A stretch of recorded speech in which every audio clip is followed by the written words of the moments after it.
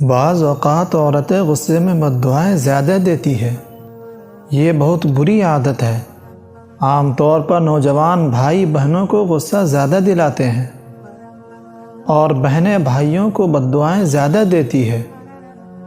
مثال کے طور پر بہن کے چہرے پہ دانے نکل رہے تھے، جو جوانی کی ابتدا میں سب کے چہروں پر نکلتے ہی ہیں، تو ڈاکٹر نے اس کو کہہ دیا، تم اپنے منہ کو دھویا کرو اور اس پر کوئی آلودہ چیز نہ لگاؤ۔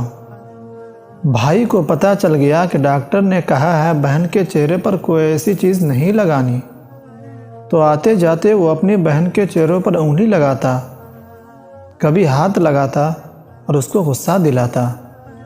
یہ بھائیوں کی عادت ہوتی ہے، وہ بہنوں کو غصہ دلا کر خوش ہوتے ہیں، مگر ایسے موقع پر بہنوں کو برداشت کرنا چاہیے اور ان کو بد دعائیں نہیں دینی چاہیے۔ کئی عورتیں ایسی ہوتی ہے کہ بد دعائیں دے دیتی ہے اور غصے میں کہی ہوئی باتیں بعض اوقات اللہ کے یہاں قبول ہو جاتی ہے اور پھر بعد میں ساری عمر روتی رہتی ہے۔ نبی علیہ السلام نے ارشاد فرمایا، غصے کی حالت میں تم بد دعا نہ کرو، گرچہ اس نے تم پر ظلم کیا ہو، اس لیے کہ غصے کی حالت میں کی ہوئی دعا قبول ہو جاتی ہے۔